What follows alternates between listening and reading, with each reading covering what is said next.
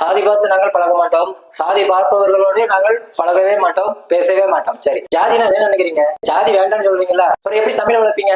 சங்கம் வைத்து தமிழ் வளர்த்த தமிழ் குடிமக்கள் நாங்கள் அப்படின்னு மேடையில முழங்க வேண்டியது, கீழே வந்து சாதி பார்க்க மாட்டோம், சாதி பார்ப்பவர்களையும் நாங்க பேச மாட்டோம்னா சங்கம் வைத்து தமிழ் வளர்த்த தமிழ் குடிமக்கள் நாங்கள் அப்படின்னு அர்த்தம். சங்கம்னா வேற, ஜாதினா வேற கிடையாது, ரெண்டுமே ஒண்ணுதான். ஜாதிய சங்கங்கள்லாம் ரெண்டுமே ஒண்ணுதான். தமிழை நாங்க எப்படி வளர்த்தோம் அப்படின்னா ஜாதி மூலமா வளர்த்தோம் அப்படிங்கிறாங்க. பிறகு மேடையில போய் சங்கம் வைத்து தமிழ் வளர்த்த தமிழ் குடிமக்கள் நாங்கள், மூத்த குடிமக்கள் நாங்கள் பேசிட்டு இருக்கீங்க. அதுக்கப்புறம் யாரா வசனம் எழுதி போட்டாங்கன்னா ஒண்ணு அதை அப்படியே மயங்கிறது. சரி, ஜாதி வேண்டாம்னு விட்டுருங்க. ஜாதியை ஒழிக்கணும்னா அப்ப எல்லாரும் ஒரே போல பொருளாதாரத்துல ஒரே போல இருந்துருவோமா? 50,000 ரூபாய்க்கு மேல யாரும் சம்பளம் வாங்க கூடாது, 1 கோடி ரூபாய்க்கு மேல யார்த்தையும் சொத்து பத்து இருக்க கூடாது, 10 சென்ட் நிலத்துக்கு மேல இல்ல 20 சென்ட் நிலத்துக்கு மேல விவசாயி தவிர யாருக்கும் எக்ஸ்ட்ரா நிலம் இருக்கக்கூடாது, ஏக்கர் கணக்குல நிலம் இருக்கக்கூடாது, 25 பவுன் நகைக்கு மேல குறிப்பிட்ட நகைக்கு மேல யார்ட்டும் நகை இருக்கக்கூடாது. அந்த மாதிரி கொண்டு வந்துருமா? தமிழன்லாம் எல்லாம் ஒண்ணுதானே. ஏற்றத்தாழ்வு ஜாதியிலே வருது, ஏற்றத்தாழ்வு காசு பணத்துல வருது, பொருளாதாரத்துல வருது. நீ ஏற்றத்தாழ்வை சரி பண்ணணும்னு நினைக்கிறவன் பொருளாதாரத்தை ஒரு போல கொண்டாங்க, எல்லாமே சரியாயிரும்.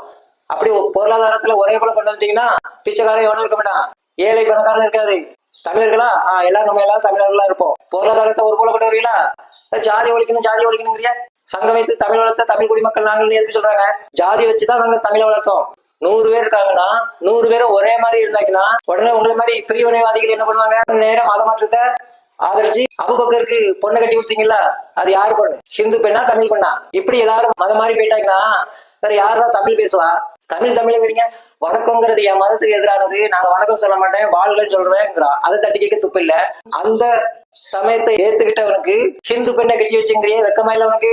தமிழ் வளர்த்தங்கிற, நான் தான் தமிழ் முருகனோட பேருங்கிற. பெரியார் கிட்ட இருந்தாங்கன்னா பெரியார் பேருங்கிறது, முருகன் வந்தாங்கன்னா முருகன் பேரு. எத்தனை பேரை எத்தனை அப்ப? ஒரு தீவிரவாதி அப்பங்கிறது, தீவிரவாதியும் அப்பன்னு பிறகு நீங்க மனசுல இருந்து பிரயோஜனமே கிடையாது. இந்த உலகமே தீவிரவாதத்தான் அழிச்சு போகுது. அப்ப ஏற்பட்ட தீவிரவாதி அப்பன்னு பிறகு உனக்கு எப்படி தமிழ் வரும்? முத்தமிழ்ங்கிறது இயல் இசை நாடகம் கிடையாது. முத்தமிழ்ங்கிறது சமஸ்கிருதம், ஹிந்தி, தமிழ், இந்த 3 சேர்ந்துதான் முத்தமிழ். தமிழுக்கு அர்த்தம் சொல்லணும்னா ஹிந்தி தெரிஞ்சாதான் அர்த்தம் சொல்ல முடியும். அம்மா, மாணவி, கல்வி, அரசியல், வணக்கம், பகுத்தறிவு, மாண்புமிகு, இருமாப்பு, கடவுள், நாம் தமிழர் கட்சி, இதுல ஏதாவது ஒரு கேள்விக்கு பதில் சொல்லிட்டு இனி தூக்கில போட்டுருங்க, தூக்கில போட்டுருங்க.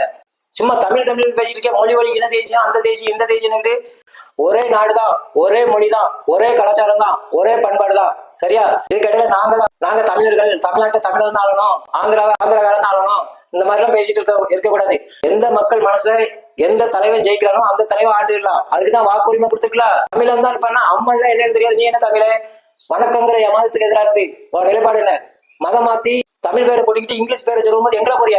இதான் தமிழா? பேர்ல கூட தமிழ் இருக்கக்கூடாதுன்னு நினைக்கிறவன் தமிழனா? சிவனே ஆனாலும் என் அப்பா அம்மாவுக்கு கீழே தான் அப்படின்னு சொல்லிட்டு இருக்கவன் தமிழனா? பிள்ளோட ராமன் கூட என் மாமா வந்தா யோசிக்கணும்னு பாட்டு பிடிக்கிற பொம்பளை பிறந்த நாடு. இனவாதம் பேசிட்டு இருக்கியா? இனவாதம், ஜாதி ஒழிக்க வரவள ஜாதியா? நான் ஹிந்து தான், சிவனே ஆனாலும் என் அம்மா அப்பாவுக்கு கீழே தான். ஏன்னா என் தமிழ் மொழி சொல்லியிருக்கு. அன்னையும் பிதாவும் முன்னறி தேவன்னு அம்மா அப்பாவுக்கு கொடுத்த தமிழ் பால் சொல்லியிருக்கு.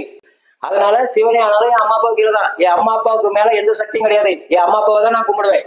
பெண் தான் கடவுள்னா ஹிந்துக்காரன் தான் வணங்குவான். நான் ஹிந்துவா இருக்கிற வரைக்கும் தான் உன் தாய்மொழி தமிழ் என் தாய்க்கும் மேல புனிதமானது, என் உயிரை விட உன்னதமானது, என் தாயை விட புனிதமானது தாய்மொழி தமிழ். எப்போ?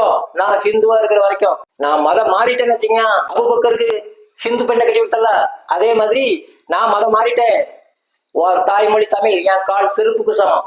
எழுதி வச்சிடுங்க. இதான் நடக்கும். ஹிந்துவா இருக்கிற வரைக்கும் பெண் எனக்கு மகாலட்சுமி, கையெழுத்து கும்பிடக்கூடிய நான் வணங்கக்கூடிய தெய்வம் பெண். இது நான் ஹிந்துவா இருக்கிற வரைக்கும். நான் மதம் மாறிட்டேன், பெண் ஆடை கட்டின நிர்வாணி. புரிஞ்சுதா? ஒரு நாடு, ஒரு இனம், ஒரு மொழி, ஒரு கலாச்சாரம், ஒரு பண்பாடு, ஒரு வரலாறு அழியுதுன்னா அது காரணம் மத மாற்றம் மட்டும்தான்.